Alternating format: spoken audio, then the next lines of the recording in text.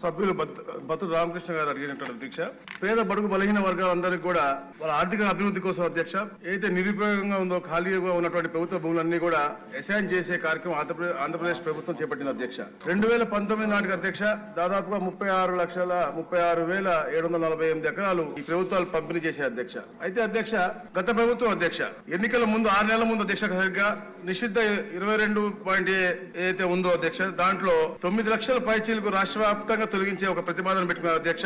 ఏదైతే వారి యొక్క చట్టం తీసుకొచ్చారు అధ్యక్ష 35 యాక్ట్ తీసుకొచ్చి 20 సంవత్సరాలు పూర్తయిన భూములు సాగు భూములు అలాగే 10 ఏళ్లు పూర్తయినటువంటి ఇంటి స్థలాలు పూర్తి యాజమాన్య హక్కులు కల్పించే దిశగా 2020 ఆంధ్రప్రదేశ్ అసైన్ చట్టం అధ్యక్ష 1977 లో సవరణలు చేశారు అధ్యక్ష.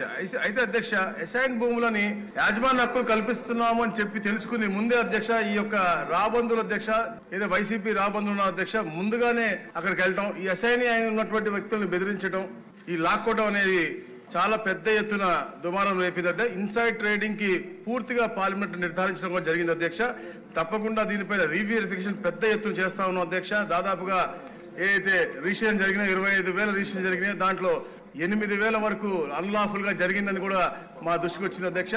ఈ 9 లక్షల పైచీలకు ఏది అసైన్ భూములు ఉన్నాయో డాటడు ఇనాం భూములు అన్ని కలిపి 13 లక్షల పైచీలకు దాంట్లో దాదాపుగా 40% అన్లాఫుల్ జరిగినాయని కూడా తెలుస్తా ఉన్నాయి అధ్యక్ష. కేస్ బై కేస్ వెరిఫై చేసి తప్పకుండా పేదవాళ్ళు, ఎందుకంటే పేద ప్రజల హితం కోరే ప్రభుత్వం కాబట్టి తప్పకుండా వారికి ఇబ్బంది లేకుండా చేసే విధంగా ఈ యొక్క కార్యక్రమం చేస్తా ఉన్నాం అధ్యక్ష.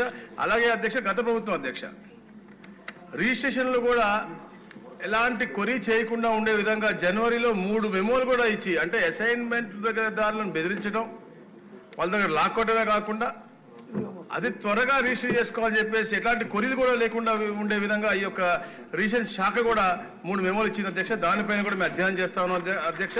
ఏదైతే నంద్యాల, పుట్టపర్తి, రాయచోటిలో దాదాపుగా మాక్సిమం గా ఉన్నాయి, దాని మీద కానీ విశాఖలో జరిగినటువంటి అవకతవకలపై కూడా ప్రత్యేక శ్రద్ధ పెట్టి తప్పకుండా ఏదో ల్యాండ్ ఏదైతే తప్పుదోవలు తీసుకున్నారో ఈ గద్దరు తప్పకుండా శిక్షిస్తాం అధ్యక్ష. అందుకనే అధ్యక్ష మన ఈ పవిత్రమైన అసెంబ్లీకి కూడా ల్యాండ్ గ్రాబింగ్ యాక్ట్ మనం కన్సిడర్ చేయబోతా ఉన్నాం అధ్యక్ష రేపు ఎల్లుండో కఠినంగా. ఎందుకంటే ఈ ప్రభుత్వం ఏర్పడి 150 రోజుల అధ్యక్ష 70,000 పైచీలకు మన గ్రీవెన్స్ వచ్చినాయి కేవలం రెవెన్యూ మీద అధ్యక్ష.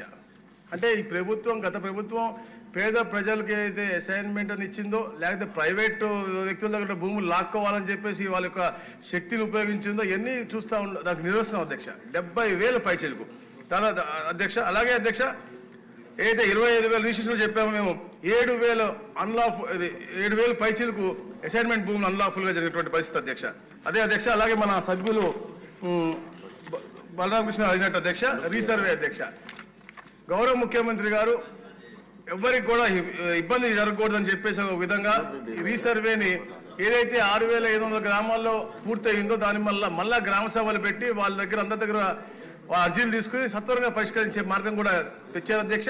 అది కూడా కాకుండా రిజిస్ట్రేషన్ కి ఇబ్బంది లేకుండా, లోన్లకు ఇబ్బంది లేకుండా పాత పద్ధతిలోనే మళ్ళా వెబ్లాండ్ లో పెట్టే విధంగా రిజిస్ట్రేషన్లకి లోన్లకు ఇబ్బంది లేకుండా చేయాలని చెప్పేసి కూడా ఆదేశించడం జరిగింది అధ్యక్ష. మా అధికారులందరూ కూడా కూర్చుని తప్పకుండా ఆ రీసర్వే ఇబ్బందులన్నీ కూడా సత్వరంగా పరిష్కరిస్తాం. రీవెరిఫై చేసి ఎవరైతే అన్లాఫుల్ గా అసైన్మెంట్ భూములు దోచుకున్నారో వాళ్ళందరూ కూడా శిక్ష తప్పకుండా ఇప్పిస్తాం అధ్యక్ష. అలాగే అధ్యక్ష గతంలో చేసినటువంటి అధికారులు కూడా, ఎందుకంటే ల్యాండ్ గ్రాబింగ్ యాక్ట్ లో చేసిన వ్యక్తులే కాదు వాళ్ళకి తోడ్పడినటువంటి అధికారులకు కూడా పనిష్మెంట్ ఉంటుందని చెప్పడానికి అధ్యక్ష. దాంతో పాటు గతంలో చేసినటువంటి వారిని కూడా పొట్టి శ్రీరాములు నెల్లూరు జిల్లాలో ఒక తహసీల్దార్ సస్పెండ్ చేయడం జరిగింది అధ్యక్ష.